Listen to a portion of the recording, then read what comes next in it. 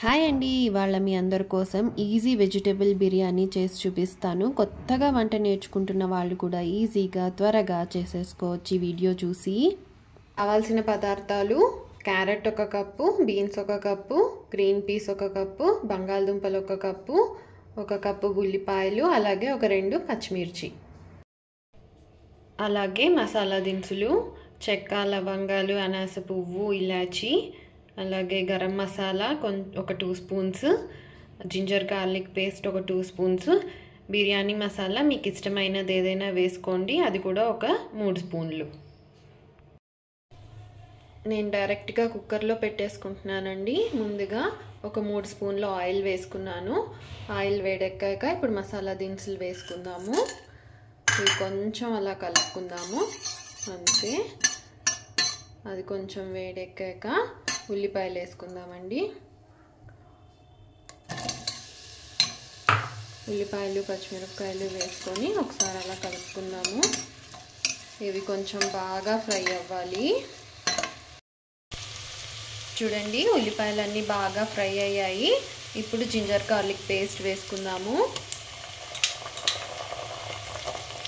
ఒక్కసారి అలా కలుపుకొని వెజిటేబుల్స్ అన్నీ వేసేసుకుందాము. ఇప్పుడు వెజ్జీస్ అన్నీ వేసుకుందాము.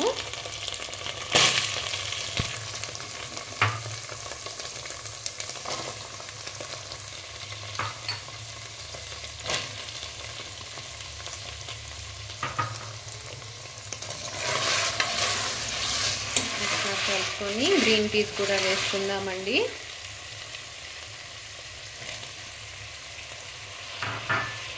ఒకసారి కలిపేసుకుందాం బాగా. ఇవి కూడా కొంచెం ఫ్రై అవ్వాలి. చూడండి, వెజిటేబుల్స్ అన్నీ వేగాయి. ఇప్పుడు పసుపు వేసుకుందాము.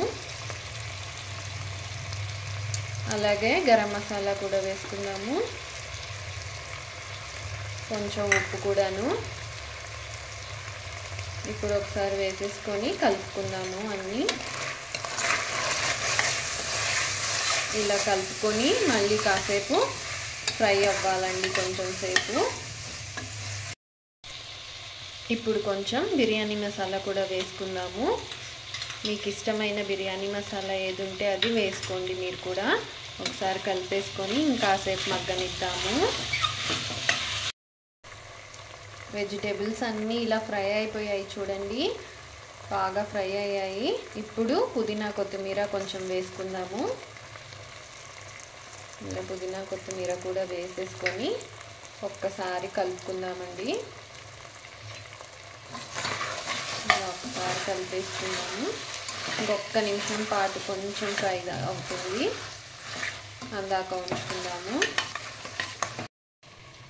రైస్ నేను బాస్మతి రైస్ తీసుకున్నానండి. ఆల్రెడీ నానబెట్టుకున్నాను. నేను ఇక్కడ 1 గ్లాస్ రైస్ తీసుకున్నాను. 1½ వాటర్ వేసుకుంటున్నాను. ఇప్పుడు నానబెట్టుకున్న రైస్ అంతా దీనిలో వేసేసుకుందామండి. ఇలా మొత్తం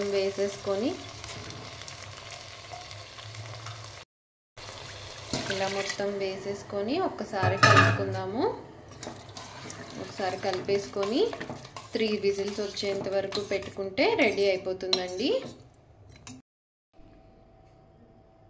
చూడండి, రెడీ అయిపోయింది. చాలా రుచిగా ఉంటుందండి. అందరూ ఒకసారి తప్పకుండా ట్రై చేసి చూడండి. Thank you.